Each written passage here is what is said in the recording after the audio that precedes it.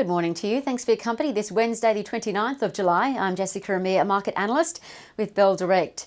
Well, US equities fell back into the red overnight with lawmakers debating the coronavirus relief plan that was partly unveiled the day before.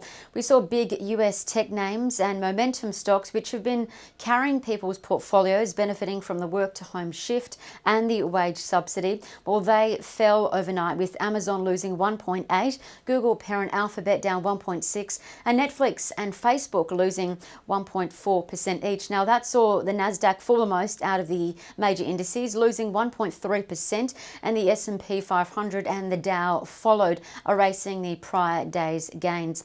As for the commodities, the gold price took a step down from the stairway to heaven and its brand new record high that it hit of 1,981 US an ounce, with traders locking in profits ahead of the US Fed meeting, which is expected to provide further stimulus.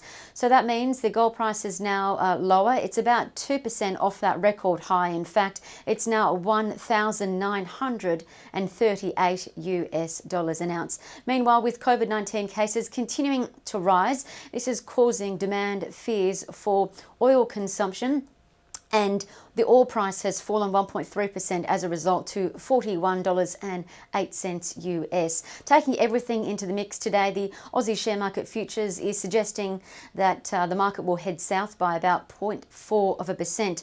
And if we have a look at how we're faring Monday and Tuesday, adding both of those days mixed gains and losses into the mix, including the fall of 0.4% yesterday, the market is now tracking 0.05% lower this week. So what to watch today? Well, company results are coming out today, including for one of the biggest mining giants in Australia, Rio Tinto. Their results are out after the market close. Expect Unibail-Rodamco-Westfield, URW's results as well.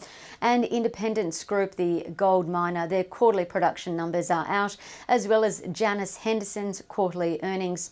And on the economic side of things, we'll learn what Aussie inflation is at, with expectations inflation will fall from 2.2%, that's what it's at so far year on year, to negative 0.4% in Q2 on a yearly basis. Now this reflects zero wage growth in the private sector and pay cuts in the public sector, as well as the price of a basket of goods and services. Now to trading ideas. Well, firstly, Bell Potter upgraded the betting company PointsBet PBH, their speculative buy rating and price target to $7.60, implying 31% share price growth from yesterday's close of $5.80. Yesterday, the PointsBet company did fall about 8%, but it is tracking 18% higher this year.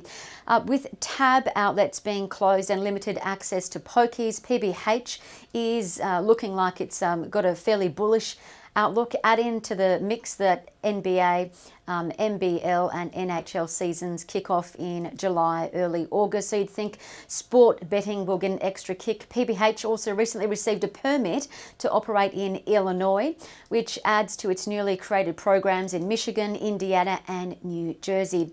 So that's PBH, a Bell Potter speculative buy, speculative as it's making a loss. Secondly, Bell Potter also upgraded Temple and Webster, TPW, their buy rating and price target to $9.70, implying 18% share price growth from yesterday's close price. Yesterday, TPW charged almost 6% higher after the online furniture company announced full-year revenue jumped 74%. Its active customers are growing, and this is definitely supported by its online model as well. So that's TPW, a Bell Potter buy. And thirdly, for the grand finale, Bell Potter upgraded Virgin Money, VUK, from a hold up to a buy, increasing its target to $2, and that implies 13% share price growth. Yesterday, it closed at $1.77, and it also announced, it's UK's sixth largest bank, by the way. They announced deposit and lending growth actually improves, and this has actually bolstered its net interest margin, a key line that analysts look at. So that's VUK now, a Bell Potter buy. I'm Jessica Amir with Bell Direct. Thanks so much for your company. Have a great day.